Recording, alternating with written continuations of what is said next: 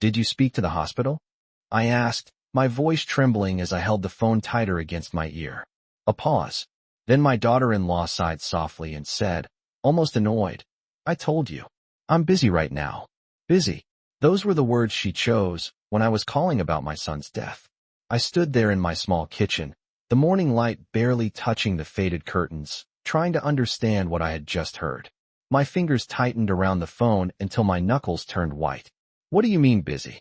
I asked again, quieter this time. Slower, as if saying the words carefully might somehow change their meaning. I have things to handle, she replied flatly. I'll call you later. And then she hung up. Just like that. No explanation. No comfort. No grief. Only silence. I'm glad you're here. Stay with me until the end, and tell me where you're listening from. I want to know how far this story travels, because what I discovered changed everything I thought I knew about my family. It had been 2 years since I last saw my son in person. 2 years of short phone calls, missed holidays, promises to visit soon. 2 years of telling myself that life gets busy, that marriages change priorities, that sons grow up. I believed all of it, because the alternative was too painful to consider. That morning started like any other. I woke up early, as I always do now. When you reach 72, sleep doesn't stay as long as it used to. The house was quiet. Too quiet. I made myself a cup of coffee and sat at the small round table by the window. The same table my husband and I used to share every morning for over 40 years. He passed 3 winters ago. Some mornings, I still catch myself setting out 2 mugs. That day, I only poured 1. I remember staring out at the empty street, watching a delivery truck roll by, when the phone rang. The sound startled me more than it should have. People don't call much anymore. It was Mrs. Langley from down the block. We weren't close, but we exchanged polite smiles whenever we crossed paths. Her voice sounded hesitant. Margaret, she said, I don't know how to tell you this, but I think you should know. My stomach tightened immediately. No. What? She hesitated again, then said, I saw something online this morning. About your son. I felt the coffee cup slip slightly in my hand. What about him? I asked. There was a long pause on the other end. Long enough for my heart to start beating faster. Loud enough that I could hear it in my ears. They said, he passed away, she whispered. Passed away. The words didn't land all at once. They drifted, like something unreal, something distant. Like she was talking about someone else's son. That's not possible, I said immediately. Too quickly. No, there must be a mistake. I hope so, she replied gently. But it looked official. There was a post from your daughter-in-law. My daughter-in-law. I hadn't heard from her in months. Not since last Christmas, when she sent a short message that simply said, we're traveling this year. Maybe next time. No phone call. No invitation. No explanation. I told myself it was fine. I always told myself it was fine. I'll check, I said, my voice suddenly unsteady. Thank you for letting me know. We hung up, and I sat there, staring at the wall across from me. Passed away. My son. No, that couldn't be right. If something had happened, they would have told me. Of course they would. I'm his mother. I reached for my phone with shaking hands and dialed his number. It went straight to voicemail. I tried again. Voicemail. A third time. The same. That's when a cold feeling began to settle in my chest. Slow. Heavy. I switched to my daughter-in-law's number.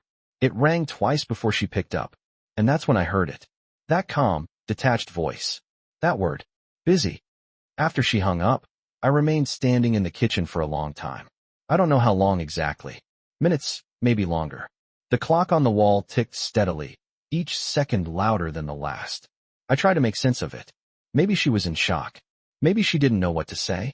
Maybe she was surrounded by people and couldn't talk freely. I wanted to believe that. I needed to believe that. But something about her tone, the way she said it, it didn't sound like shock. It sounded like inconvenience.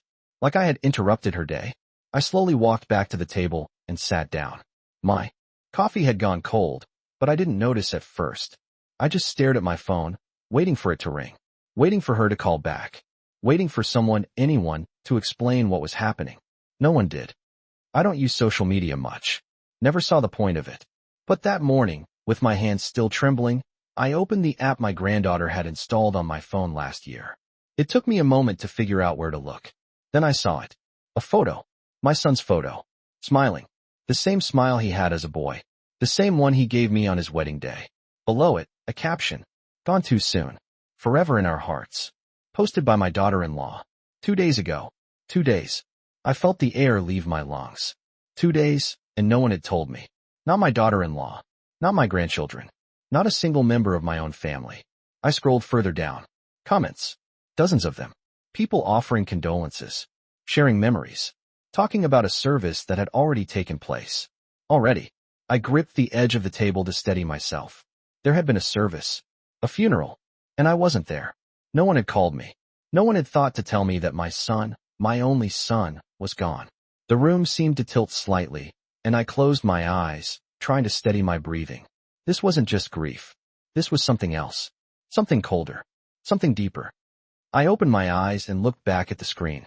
That's when I noticed something strange. There were photos. Not just of my son, but of a gathering. People dressed in black. Standing together. Some of them smiling softly for the camera. And there she was. My daughter-in-law. Perfectly composed. Impeccably dressed. Not a tear in sight. Not even the kind of forced sadness people wear when they know they're being watched. Just calm. Collected. Almost relieved. I stared at that photo longer than I should have. Because in that moment, something shifted inside me. Grief was still there. Heavy and suffocating. But beneath it, something else began to surface. A question. A quiet, persistent question that refused to go away. Why? Why hadn't anyone told me? Why did she sound annoyed when I called? Why did she look like that? I set the phone down. Slowly. My hands were steady now. Too steady. Because deep down, I could feel it. Something wasn't right. And for the first time since hearing the words, passed away, I wasn't just a grieving mother anymore. I was a mother who needed answers. No matter what it would cost me to find them. I didn't cry right away. That's what I remember most clearly about that morning. Not the shock. Not the confusion. But the absence of tears. I sat there at my kitchen table, staring at that photo of my son on my phone screen, and nothing came out. No sobs. No wailing. No dramatic collapse like you see in movies. Just stillness. The kind that feels unnatural. The kind that makes you wonder if something inside you has quietly broken. The house felt different after that. It wasn't just quiet anymore. It was hollow. Every sound echoed just a little too much. The ticking clock. The hum of the refrigerator. Even the faint creak of the floorboards when I stood up. I walked slowly through the living room, my hand brushing against the back of the couch as I passed. The same couch where my son used to lie down when he visited, stretching out like he still lived there. Mom, you still have the same old furniture, he used to tease. I never changed it. I always thought he'd come back and sit there again. I stopped in front of the framed photos on the wall. There he was at age 10, holding up a crooked drawing he made at school. There he was at 18, wearing his graduation cap, smiling like the whole world was waiting for him. And there, his wedding day, standing beside her. My daughter-in-law. She looked beautiful in that photo. Elegant. Confident. The kind of woman who knows exactly how she wants her life to look. I remember how proud he was that day. The way he held her hand. The way he kept glancing at her like he couldn't quite believe she was his. I had stood just a few feet away, watching them, telling myself, he's happy. That's what matters. I reached up and touched the frame lightly. He would have told me. I whispered. My voice sounded strange in the empty room. He wouldn't just disappear like that. Because that's what it felt like. Not a death. A disappearance. 2 days. A funeral. Dozens of people informed. And somehow, I was not one of them. I went back to the kitchen and poured myself another cup of coffee, even though the first one was still sitting there, untouched and cold. This time, I didn't sit. I stood by the counter, staring at my phone again. Still no missed calls. No messages. No explanation. Just that one conversation. I'm busy. The words replayed in my head, over and over again. Not, I can't talk right now, I'll call you soon. Not, I'm sorry, this is hard. Just busy. As if I had called to ask about a grocery list. I tried to think logically. Maybe she was overwhelmed. Maybe she had already told so many people that she didn't have the energy to go through it again.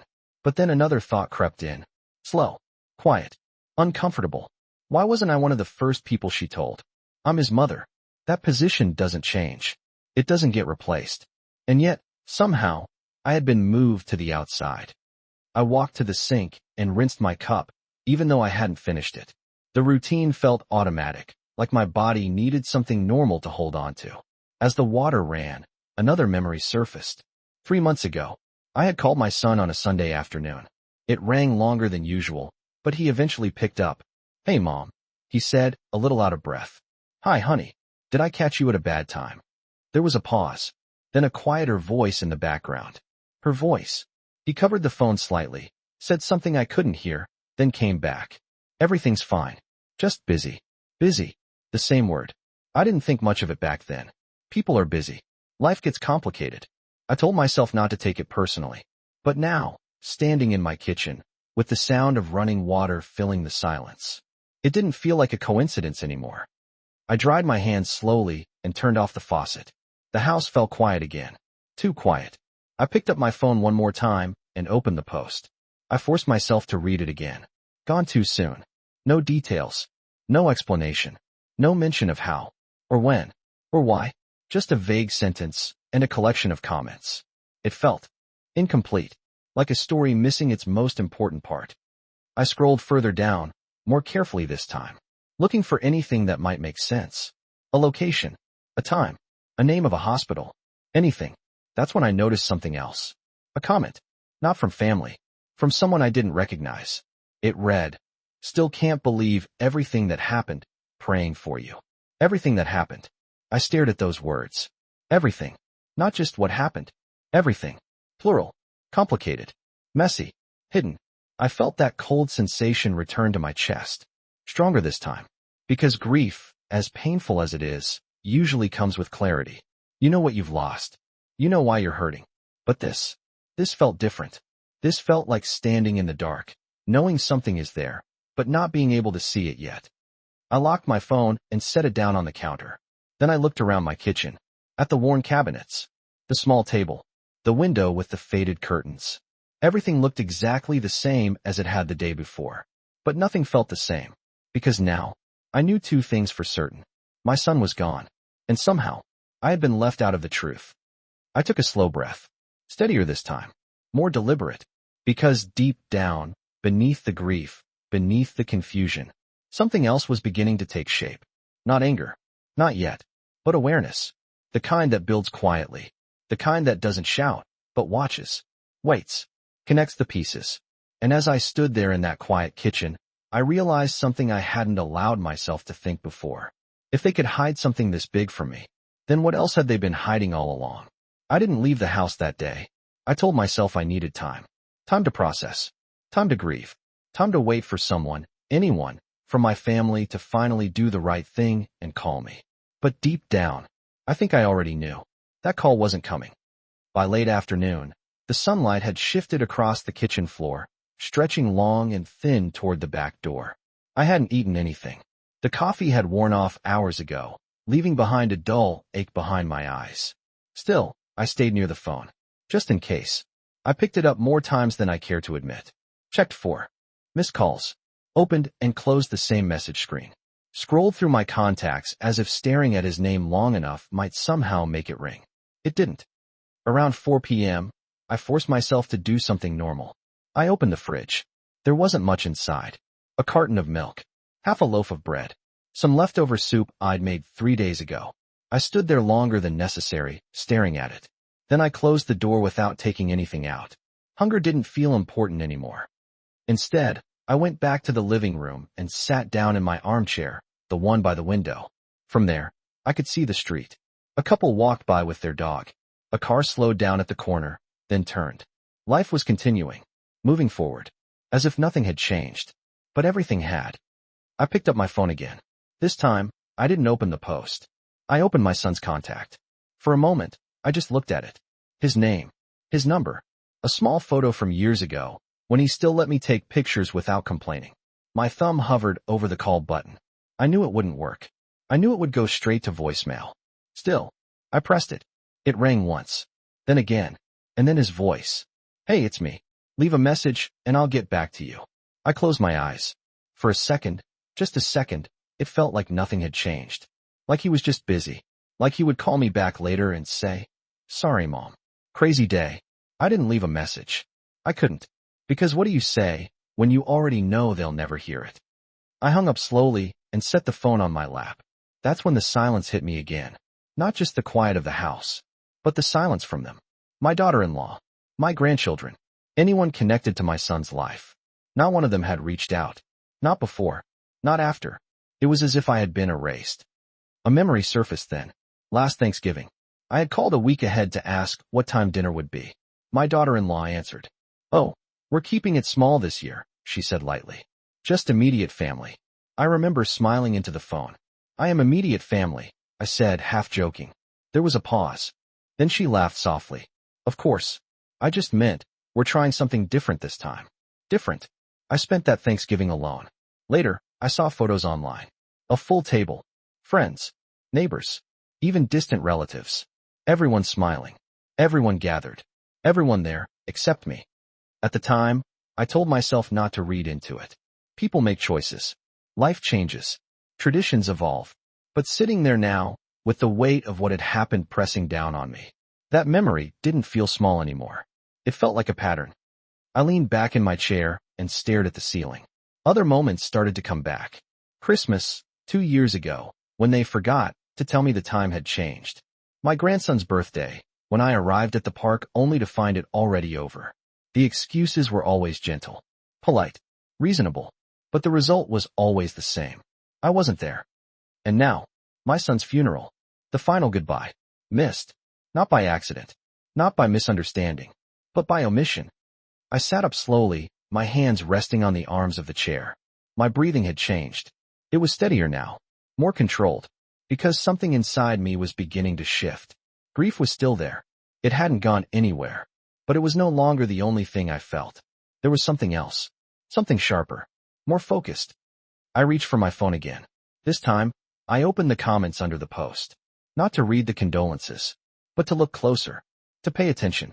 Names, faces, connections. I clicked on one profile, then another. People who had attended the service. People who had posted photos. People who seemed to know more than I did. Strangers who had been given access to a moment I was denied. One post caught my attention. A woman, perhaps in her 50s, had shared a photo from what looked like the reception after the service. In the background, I could see a table, flowers, a framed picture of my son, and standing beside it, my daughter-in-law, talking, smiling faintly, holding a glass of something in her hand. I zoomed in, studied her face. There was no trace of shock, no visible grief, just composure, the kind that takes effort, the kind that suggests preparation. I lowered the phone slowly, and for the first time that day, I felt it clearly. Not confusion, not denial, but certainty. This wasn't just distance. This wasn't just poor communication. This was deliberate. I stood up from the chair and walked back to the kitchen. My steps were slow, but purposeful now. The air felt different, heavier, but clearer, like something invisible had finally taken shape. I placed my phone on the table and looked at it for a long moment. Then I said it out loud. They knew. My voice didn't shake this time. They all knew, and they chose not to tell me. The words settled into the room. Cold. Final.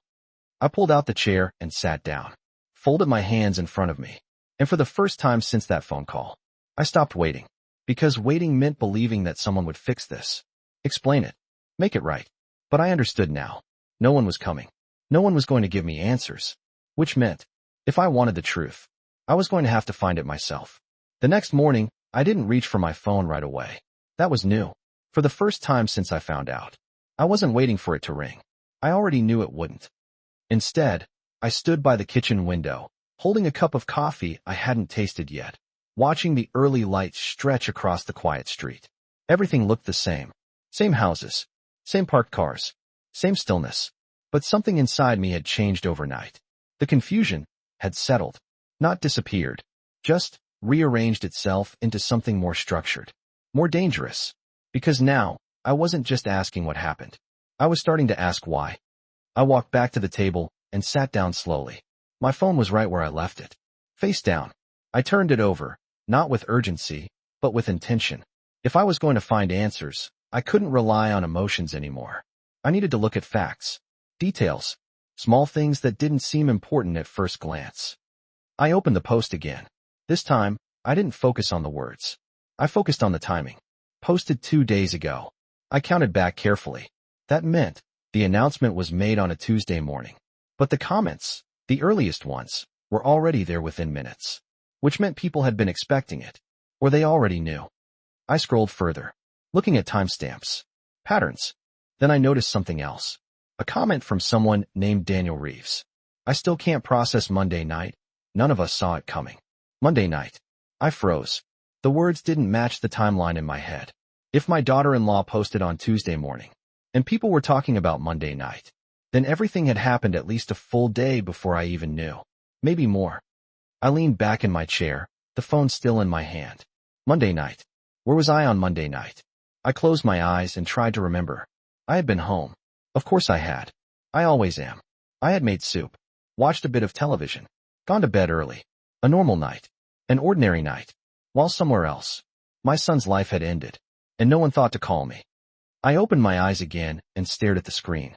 Then I did something I hadn't done in a long time. I searched his name online. Slowly, carefully, as if typing too fast might somehow change what I found. The results came up almost instantly. An obituary. I hesitated before clicking it. My finger hovered over the screen for a moment, then pressed down. There he was. My son. A formal photo this time. Not the casual one from social media. Dressed neatly. Smiling softly. Below it words. Carefully chosen. Carefully arranged. Beloved husband. Devoted father. Cherished friend. I read each line slowly. Then I reached the part that made my breath stop. Private service held with close family and friends. Close family. I stared at that phrase longer than anything else on the page. Because if that was true, then what did that make me? I scrolled further down, reading the names listed. His wife. His children. Her parents. Her siblings. Even a cousin I barely recognized. Name after name after name. All included. All acknowledged. All present. My name wasn't there. Not even at the end. Not even as an afterthought. I lowered the phone into my lap. For a moment, I didn't move. Didn't think. Didn't breathe. Because something inside me had just shifted again. This wasn't an oversight. This wasn't forgetfulness. This was removal. Intentional. Precise. Final. I stood up slowly and walked to the hallway closet. From the top shelf, I pulled down an old box.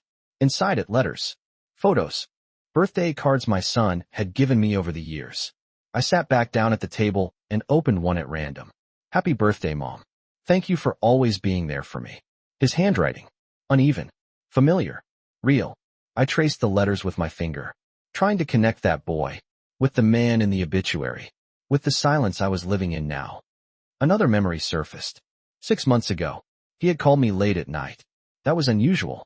He sounded different, quieter than usual. Hey, Mom, he said. Is everything okay? I asked immediately. There was a pause. Then he said, Yeah, everything's fine. Just wanted to check in. But something in his voice didn't match his words. Like he wanted to say more, but didn't. I remember asking, Are you sure? And he laughed softly. Yeah, I'll call you soon, okay? He didn't. That was the last real conversation we had. I closed the card slowly and placed it back in the box. Then I looked at my phone again. At the obituary. At the words. Private service. Close family. I repeated them quietly to myself. And this time, they didn't feel like descriptions. They felt like decisions. Decisions made by someone who had control. Someone who chose who belonged and who didn't. My daughter-in-law. The thought came clearly now. Not emotional. Not reactive. Just logical. She was the one who posted. The one who answered the phone. The one who arranged the service. The one who decided who to inform. And who not to. I sat there, very still, letting that realization settle. Because once you see something clearly, you can't unsee it. I picked up my phone again. This time, I didn't hesitate. I scrolled back to her number. My thumb hovered over it for only a second. Then I pressed call. The line rang. Once. Twice. 3 times. Then voicemail. Of course. I didn't hang up immediately. I listened to the silence on the other end for a moment. Then, finally, I spoke. Call me back, I said. My voice was calm. Steady. But different than before.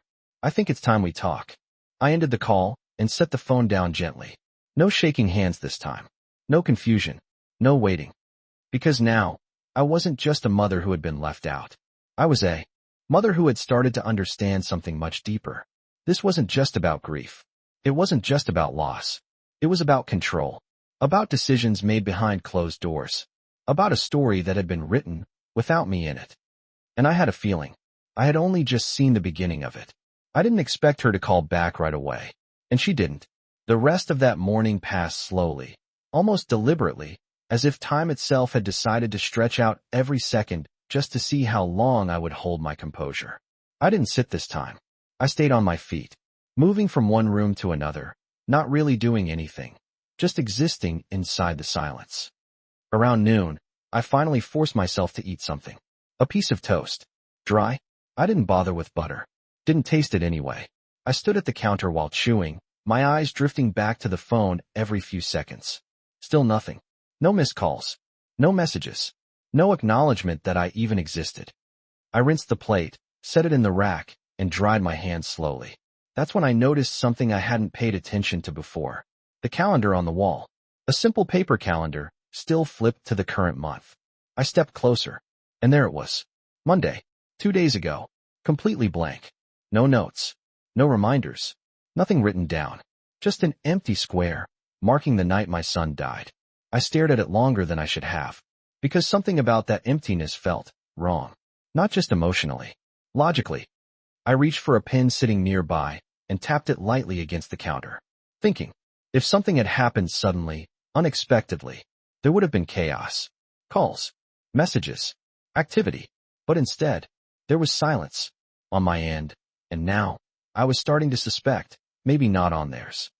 I turned away from the calendar and picked up my phone again. This time, I didn't go to social media. I went to my call history. I scrolled back to Monday, looking carefully, slowly, every number, every timestamp, and then I saw it. An incoming call. Unknown number. Monday night. 8:17 p.m. I frowned. I didn't remember answering it. Which meant, I probably didn't. I tapped it. No voicemail. Just a missed call. My grip tightened slightly around the phone. Unknown. Number. The same night. The same time frame people were talking about online. I stared at it for a long moment. Then I pressed call back. It rang once. Then again. On the third ring, someone picked up. Hello. A man's voice. Professional. Calm. Yes, I said, straightening slightly. I'm returning a call from this number. You called me Monday night. There was a brief pause. Then papers shuffling. Oh yes. Ma'am, this is Riverside General Hospital. My breath stopped. Hospital. I see here. We attempted to contact a Margaret Ellis, he continued. That's me, I said quickly. Another pause. Longer this time. And when he spoke again, his tone had changed. Softer. Careful. I'm very sorry for your loss, he said. We tried to reach immediate family that evening. Immediate family. The words echoed in my head. I'm his mother, I said. The line went quiet. Just for a second. But it was enough. Oh, I see, he replied slowly. We were given a contact list by his spouse. Of course. My daughter-in-law. She provided the primary contacts, he added. Primary. Not complete. Not full. Just primary. I closed my eyes briefly, steadying myself. Can you tell me what happened? I asked. There was hesitation on the other end. I'm not sure how much I'm authorized to share, he said carefully. But I can confirm he was admitted Monday evening. Admitted. Not already gone. My heart began to beat faster. He was alive when he arrived? I asked. Yes, ma'am. The words hit harder than anything I had heard so far. Alive. He was alive. Which meant, there had been time. Time to call. Time to tell me. Time to let me speak to him, even once. I gripped the edge of the counter with my free hand. How long? I asked quietly. There was a pause. Then, a few hours. A few hours. I felt something inside me shift again. Not break. Not shatter. But sharpen. Because grief is one thing. But knowing there was time. Time that was taken from you. That becomes something else entirely. Did he ask for me? I asked. The question came out before I could stop it.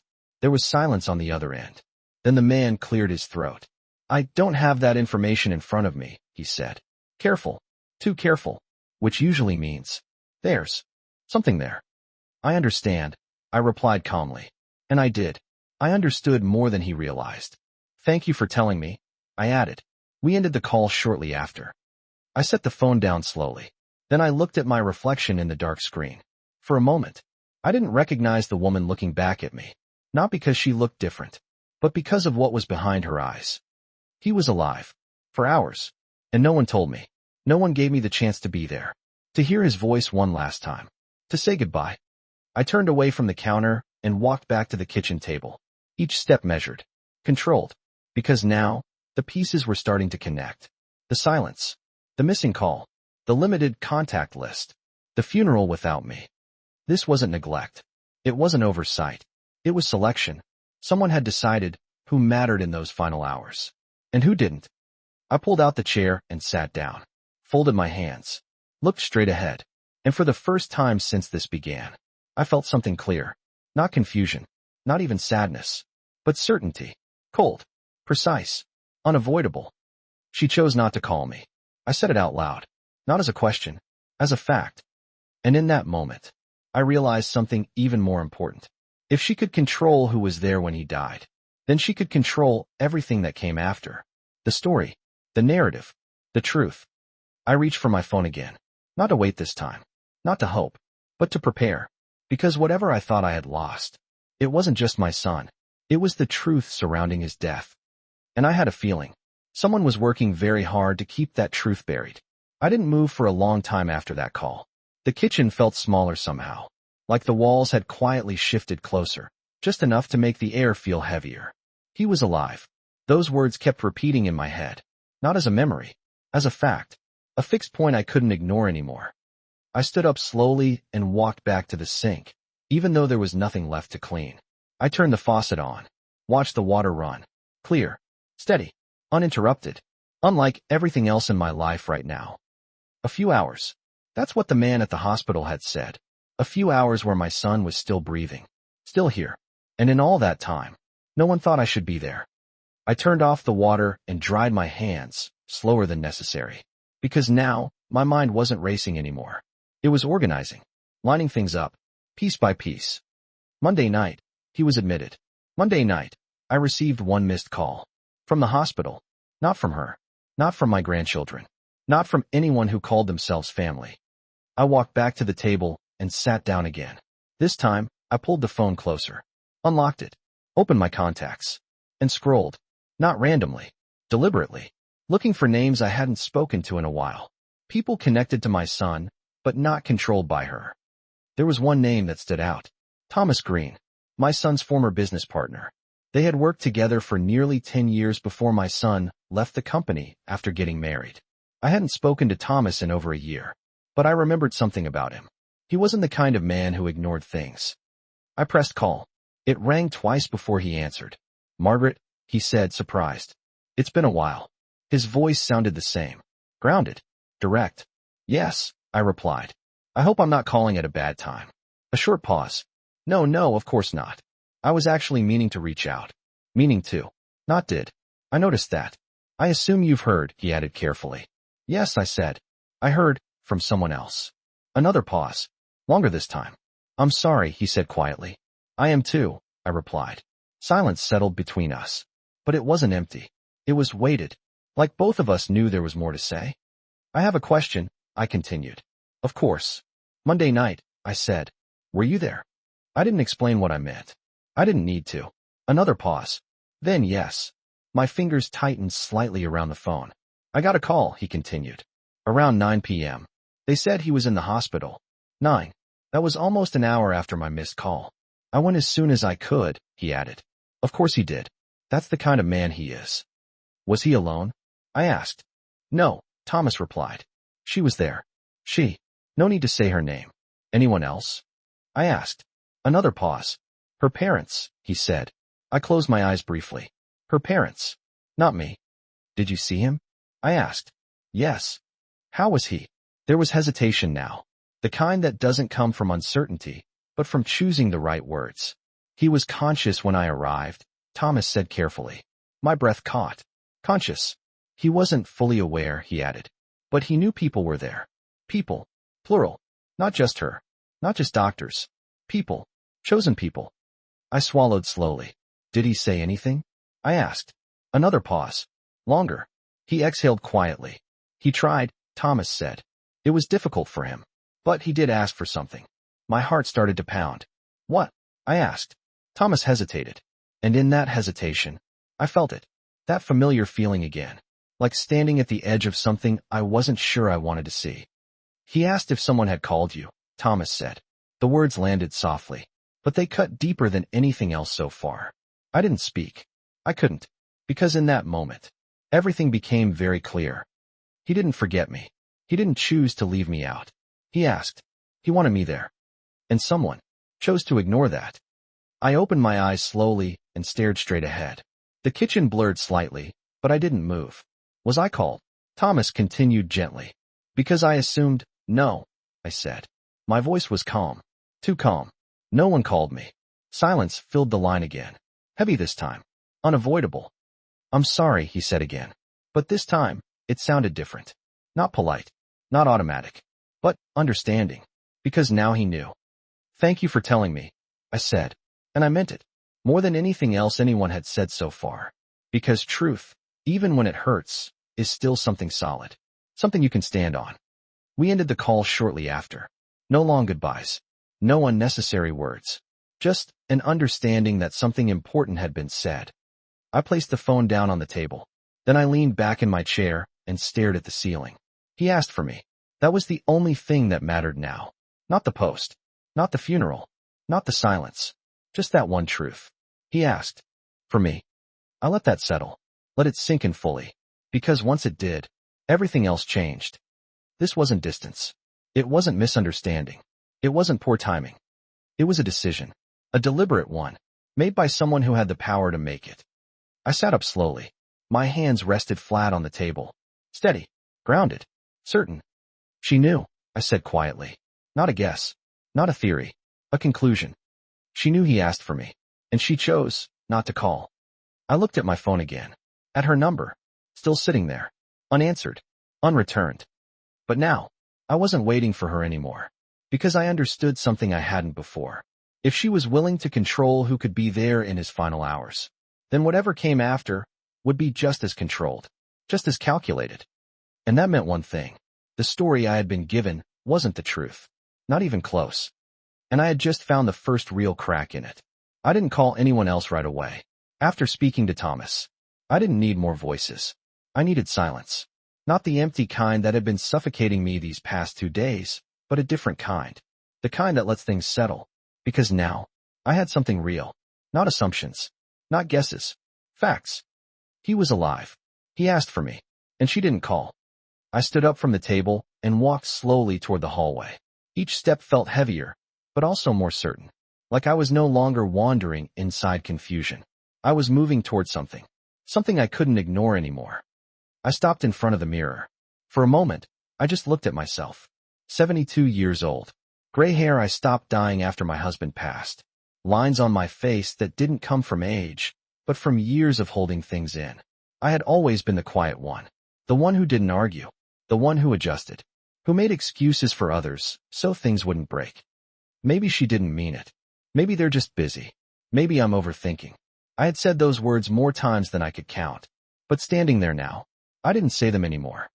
I turned away from the mirror and walked back to the living room. The house still looked the same, but I didn't feel like the same person inside it. Because something had shifted. Not loudly, not dramatically, but completely. I sat down in my armchair again and picked up my phone. This time, I didn't hesitate. I opened my messages. Scrolled back, looking for something specific. There. A conversation with my son. About 4 months ago. I opened it slowly. Read each message carefully. Not as a mother remembering her child, but as someone searching for patterns. Clues. Gaps. Hey mom, sorry I missed your call earlier. That was him. Always polite. Always checking in. Even when he was busy. I kept reading. You don't have to apologize, I had replied. I know life gets hectic. That was me. Always making it easier. Then another message. I'll call you tomorrow. He didn't. I scrolled further. There were more like that. Short messages. Delayed responses. Promises that never quite turned into actions. At the time, I had accepted them. Because I trusted him. Because I believed, if something was wrong, he would tell me. But now, I wasn't so sure anymore. Another message caught my attention. This one felt different. It was from about 6 weeks ago. Mom, if anything ever seems off, don't ignore it, okay? I frowned. I didn't remember that one. I read it again. Slowly. If anything ever seems off. At the time, I had replied with something light. What do you mean? Everything's fine, honey. And he had answered, "Yeah, just saying." I stared at the screen. That wasn't like him. Not really. My son didn't speak in half sentences. He didn't hint at things. Unless he couldn't say them directly. I leaned back in my chair, my phone still in my hand. And I let that thought sit. Uncomfortable. Heavy. But fitting. Because now, when I looked back, things didn't feel random anymore. They felt connected. The distance. The missed calls. The quiet changes in his voice. The way he hesitated that last time we spoke. And now, that message. If anything ever seems off. I closed my eyes briefly. Because something inside me didn't want to accept it. Didn't want to go there. But I couldn't ignore it anymore. What was off? I whispered. The question hung in the air. Unanswered. But no longer invisible. I opened my eyes and sat up straighter. Because now, this wasn't just about what happened at the hospital. It wasn't just about being excluded. It was about what had been happening before that. What had been building, quietly, without me seeing it. I opened my phone again and went back to the photos from the service. This time, I looked at them differently. Not as a grieving mother, but as someone observing, analyzing. The people, the arrangement, the details, who stood where, who spoke to whom. And then I noticed something I hadn't before. In one of the photos, slightly off to the side, there was a man I didn't recognize. Not family, not a friend I had ever seen. Standing close to my daughter-in-law. Too close. His hand resting lightly on her back. Not inappropriate, but familiar. I zoomed in, studied the image. Their posture, their distance, the way she leaned slightly toward him. Subtle, but there. I lowered the phone slowly, and for a moment, I said nothing, because I didn't want to jump to conclusions. I had spent years not jumping to conclusions. But I also wasn't blind anymore. I picked up the phone again and looked at the image one more time. Then I closed it, set the phone down, and folded my hands in my lap. Something was off, I said quietly. This time, not as a question, but as a realization. Not just in the last few days. Not just at the hospital, but for a long time. And whatever it was, my son had seen it, felt it, tried, in his own way, to warn me. I took a slow breath. Steady, controlled. Because now, the story was changing. Piece by piece. Layer by layer. This wasn't just about losing my son. It was about understanding what had been happening around him before he was gone. And for the first time, I had the feeling that his death might not be the only truth being hidden from me. I didn't sleep much that night. Not because I was restless, but because my mind refused to shut down. Every time I closed my eyes, the same pieces replayed. His voice, that message, the hospital call, Thomas's words. He asked for you. By morning, I wasn't searching for answers anymore. I was following a direction, and that direction led somewhere very specific. I got dressed slowly. Nothing special. Just a simple cardigan, the same one I wear when I go out for groceries. Routine. Familiar. But underneath that routine, something was different. I wasn't stepping out as a grieving mother anymore. I was stepping out as someone who needed to see things for herself. Before leaving, I picked up my phone and looked at the photo again. The one from the service. The man standing beside her. I zoomed in one last time. Memorized his face. Not because I knew who he was, but because I knew he mattered. I grabbed my keys and stepped outside. The air was cool, slightly damp, the kind that settles into your bones if you stand still too long. So I didn't stand still. I walked. My son's house wasn't far. About a 15-minute drive. A route I used to know by heart. Back when visits were still welcome. Back when the front door didn't feel like a boundary. I hadn't been there in over a year. Not because I didn't want to go, but because I stopped being invited. At the time, I told myself I was respecting their space. Now, I wasn't so sure. The drive was quiet. No radio. No distractions. Just the steady hum of the road and the sound of my own thoughts, lining themselves up. When I pulled into the neighborhood, everything looked exactly as I remembered. Same houses. Same trim lawns. Same quiet order. Nothing about it suggested that something had ended there just days ago. I slowed down as I approached his house. Then I stopped, parked across the street, and just looked. The curtains were drawn. The driveway was empty. No cars. No signs of visitors. No indication that a life had just passed through that space and disappeared. I sat there for a moment, my hands resting on the steering wheel. This used to feel like a place I belonged. Now, it felt like somewhere I had to approach carefully. I stepped out of the car, closed the door quietly, and walked toward the house. Each step measured, deliberate. When I reached the front porch, I hesitated, just for a second, because part of me still expected something familiar. A sound. Inside. A movement. A voice calling out, "Mom." But there was nothing. Only silence. I knocked. Once. Then again. Waited. No answer. I reached for the handle. Turned it gently. Locked. Of course. I stepped back slightly and looked around. That's when I noticed something small, but important. A package. Sitting near the door. Unopened. Dust lightly settled on top. Not fresh. Not from today. I crouched down slightly and looked at the label. Delivered 3 days ago. 3 days. Before the post. Before the announcement. Which meant the house had already been empty. Even then. I stood up slowly. My eyes moved across the front yard, then toward the side of the house. And that's when I saw it. A neighbor, standing a few houses down. Watching. Not obviously, but enough. I walked toward her. Calmly. Not rushing. Not hesitant. "Excuse me," I said gently as I approached. She turned, slightly surprised. "Oh, hello. I'm Margaret," I said. "I'm his mother."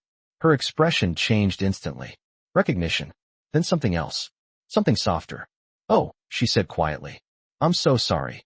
I nodded. "Thank you." A pause. Then I asked the question. Simple. Direct. "Have you seen anyone here recently?" She hesitated. Just for a moment. Then nodded. "Yes." My attention sharpened. "When?" I asked. "Monday night," she said. "There were cars. Quite a few. Monday." Again. "Did you recognize anyone?" I asked. She thought for a second. "Your daughter-in-law, of course," she said. "And a man I haven't seen before. He was here most of the time." My chest tightened slightly. "The same man?" I asked, pulling out my phone and showing her the photo. She leaned in, looked closely, then nodded. "Yes, that's him." I lowered the phone slowly. "Was he here after that?" I asked.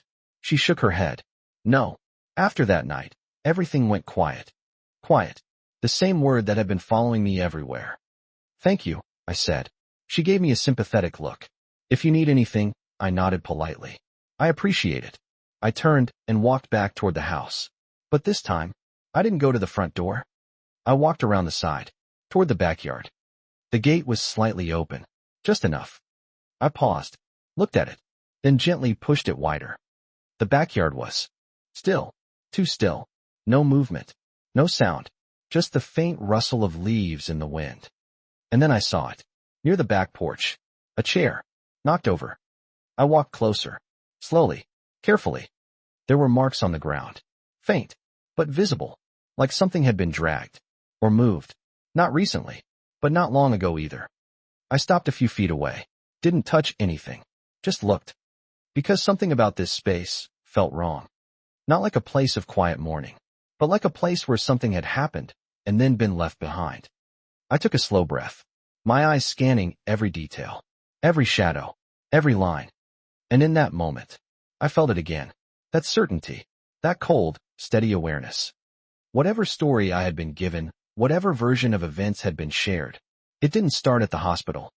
It started here. And whatever happened in this backyard was never meant for me to see. I didn't step any closer right away.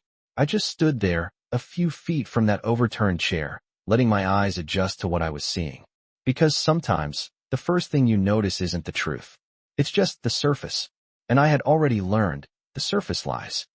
The wind moved lightly through the yard, brushing against the fence, shifting a few dry leaves across the ground. Everything else stayed still. Too still. I took one slow step forward, then another, careful not to disturb anything. Not because I was afraid, but because something inside me told me this place mattered. Every detail, every mark. The chair was lying on its side, one leg slightly bent inward. Not broken, just forced out of place. I crouched down slightly, my eyes tracing the ground beneath it. There were scuff marks. Not deep, but enough to suggest movement. Not the kind caused by wind. Not the kind caused by time. Something had happened here, and it hadn't been gentle. I straightened slowly and looked toward the back door. Closed. The glass panel reflecting the yard back at me. For a brief moment, I saw my own reflection standing there. Small. Still. Watching. Then I noticed something else.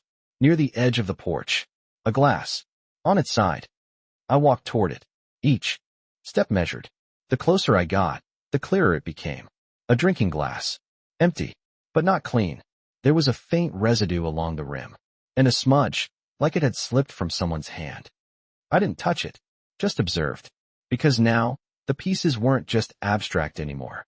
They were physical, real, placed, left behind. I turned my head slightly, looking across the yard again, trying to picture it. Monday night. Cars in the driveway. People inside. And then, out here. My chest tightened. Not from grief. From clarity. Because whatever had happened, it hadn't stayed contained inside the house. I took another slow breath. Then I stepped back. Just enough to see the full space again. The chair. The ground. The glass. The door. And then it came to me. Not as a full answer. But as a shape. A sequence. Something happened inside. Voices raised. Movement. Then outside. Something escalated. Something physical. Something out of control. I closed my eyes for a moment. Not to imagine, but to listen. To that quiet instinct that had been growing stronger with every step I took. This didn't feel like a sudden illness. It didn't feel like something that just happened. It felt like something that built. Something that reached a point. And then broke. I opened my eyes again and looked at the ground one more time. That's when I saw it. Something small.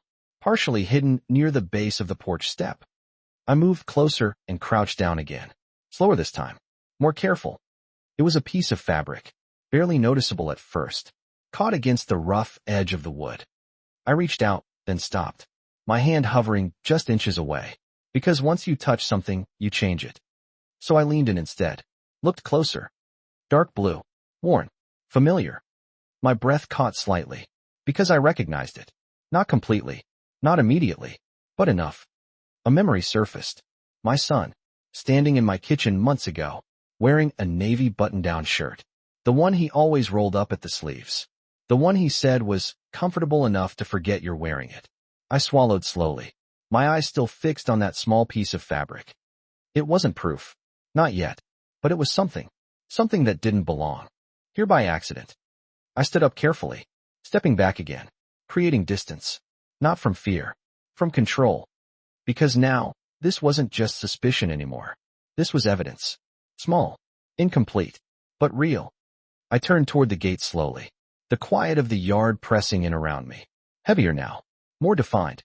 And as I walked back toward the exit, one thought settled clearly in my mind. If something had happened here, if this was where it started, then the version I had been given, the quiet obituary, the private service, the silence. It wasn't just incomplete. It was covering something up. I stepped out of the yard and closed the gate gently behind me. The soft click echoed more than it should have. Because now, there was no going back to not knowing. I had seen enough to understand one thing. My son didn't just die. Something happened to him. And whatever it was, someone had already decided. I was never supposed to find out. I didn't go back inside the house. Not yet. Because the moment I stepped out of that backyard, I understood something clearly. If I walked away now, without doing anything, then everything I had just seen would disappear. Not physically, but officially. And whatever had happened to my son would stay buried exactly where someone wanted it. I stood beside the gate for a moment, my hand still resting lightly on the wood. Thinking. Not reacting. Not rushing. Just thinking. Because this wasn't a situation you handle with emotion. Emotion gets dismissed, ignored, explained away. But facts stay. I reached into my pocket and took out my phone again. This time, I didn't open messages. I didn't scroll through photos. I opened the camera. Slowly, I stepped back into the yard. Not as a mother now, but as someone documenting, observing. Porch. I took a photo of it exactly as it was. Didn't touch it. Didn't move it. Just recorded it. Finally, the piece of fabric. I hesitated for a moment, because this one felt different. More personal. More connected. But I still didn't touch it. I leaned in and took a close photo. Zoomed in just enough to capture the texture, the color, the way it was caught against the wood. Then I stood up slowly, looked around one last time, and stepped back out of the yard, closing the gate behind me again. My hands weren't shaking. That surprised me, because everything I had just done should have felt overwhelming. But it didn't. It felt necessary. I walked back to my car and sat inside, closed the door, and for a moment, I allowed myself to breathe. Deep, slow, controlled. Then I looked at the photos. One by one. Not emotionally. Carefully. Like pieces of something larger. Because now, I wasn't just asking questions anymore. I was collecting answers. And answers change things. I leaned back slightly in the seat and closed my eyes for a brief second. Then I opened them again. Clear. Focused. There was only one place to go next. I started the engine. The drive to the hospital felt different than the drive earlier. Shorter. Sharper. Because now, I wasn't going there hoping to understand. I was going there to confirm. When I arrived, the building looked exactly like any other hospital. Clean. Quiet. Orderly. Nothing about it suggested that something complicated had passed through its doors just 2 nights ago. I walked inside. The air was cooler. Sterile. Predictable. At the front desk, a woman looked up politely. "Can I help you?" "Yes," I said calmly. "I'm here about my son. He was admitted Monday night." She asked for his name, typed something into her computer. Then her expression shifted slightly. Not alarmed, but aware. "One moment," she said. She made a call, spoke quietly, then nodded. "Someone will come speak with you," she said. I thanked her and stepped aside. I didn't sit. I stood there, hands folded, waiting. A few minutes later, a man approached. Mid-50s. Professional. Careful. "Mrs. Ellis?" he asked. "Yes. I'm Dr. Harris. I was on duty Monday night." Of course he was. We moved to a quieter area. Away from the front desk. Away from other people. "I understand you have some questions," he said. "I do," I replied. And then I paused. Not because I didn't know what to ask, but because I knew how I asked mattered. "My son," I said slowly. "When he arrived, what condition was he in?" The doctor looked at me carefully, measuring, choosing his words. "He was brought in with significant trauma," he said. "Trauma. Not illness. Not sudden failure. Trauma." My chest tightened, but I didn't interrupt. "There were signs of physical distress," he continued. "We did everything we could." Physical distress. Another careful phrase. Another piece. "Was it an accident?" I asked. He hesitated. Just slightly. But enough. "We're not in a position to determine that definitively," he said. Not a yes. Not a no. "Was anyone with him when he arrived?" I asked. "Yes," he said. "Your daughter-in-law." "Of course." "And before that?" I asked. Another pause. "He was brought in by emergency services," he said. I nodded slowly, taking that in. "From where?" I asked. The question came quietly, but directly. He hesitated longer this time. Then, from his residence. The backyard. The chair. The marks. The glass. Everything aligned. I held his gaze. Steady. Unblinking. "Doctor," I said calmly. "Based on what you saw," I paused. Then finished the question. "Does this look like something that just happened?" He didn't answer right away. But he didn't need to. Because in that silence, in the way he looked at me, in the careful control in his posture, I already had my answer. No, this didn't just happen. Something led to it. Something caused it. And someone was already trying to make sure no one asked too many questions. I nodded once. "Thank you," I said, and I meant it. Because now, I wasn't searching in the dark anymore. I had enough. Enough to see the shape of the truth. Enough to understand that what happened to my son wasn't an accident. And whatever role she played in it, she had been very careful to make sure I stayed out of the story. Until now. I didn't ask the doctor any more questions after that. There was nothing left he could say, at least not out loud. Not in a hallway. Not in a place where words are measured, and truth is often softened into something easier to accept. But I had heard enough. More than enough. I thanked him again, quietly, and turned to leave. My steps were steady as I walked through the hospital corridor. Not rushed. Not uncertain. Because now, I wasn't searching anymore. I was deciding. Outside, the air felt different. Cooler. Sharper. Like it was cutting through whatever hesitation I had left. I stood near the entrance for a moment, looking out at the parking lot. Cars moving in and out. People coming and going. Life continuing as if nothing had changed. But something had changed. In me. Completely. I reached into my bag and pulled out my phone. Opened the photos I had taken. The chair. The marks. The glass. The fabric. Then I thought about the doctor's words. Significant trauma. Brought in from his residence. And Thomas's voice. He asked if someone had called you. The pieces didn't just connect anymore. They pointed. Directly. Clearly. I wasn't guessing. I wasn't imagining. I wasn't reacting emotionally. I was seeing a pattern. And patterns don't lie. I took a slow breath. Then I did something I hadn't done in a long time. I stopped thinking about how this would affect anyone else. For years, I had been careful. Careful not to cause tension. Careful not to misunderstand. Careful not to question things that didn't feel right. But that version of me was the reason I was standing here now. Alone. Left out. And I wasn't going to be that person anymore. I opened my contacts. Scrolled to a number I hadn't called in years. But never deleted. Daniel Carter. My late husband's attorney. I pressed call. It rang once. Then again. Then, Margaret, he answered, surprised. It's been a long time. It has, I said calmly. I hope I'm not calling at a bad time. No, not at all. Is everything okay? There was a pause. Just long enough. No, I said. Honest. Simple. No, it's not. His tone shifted immediately. Tell me what's going on. I need to understand my rights, I said. Clear. Direct. No emotion in my voice. Just purpose. Another pause. Then, all right, he said. Start from the beginning. So I did. Not everything. Not the emotions. Not the grief. Just the facts. The missed call from the hospital. The exclusion from the service. The timeline. The backyard. The photos. The conversation with the doctor. I spoke slowly. Carefully. Leaving nothing out, but adding nothing extra. When I finished, there was silence on the other end. Not empty. Processing. Margaret, he said finally. Yes. I'm going to be very direct with you. I expect nothing less. What you're describing, he paused, raises serious concerns. I didn't respond, because I already knew that. You need to preserve everything, he continued. Those photos, your call logs, any messages. Do not delete anything. I won't. And you need to come in, he added. As soon as possible. I will, I said. Another pause. Then his voice softened slightly. Are you alone? I looked out at the parking lot. At the people walking past me. At the world continuing like nothing had happened. Yes, I said.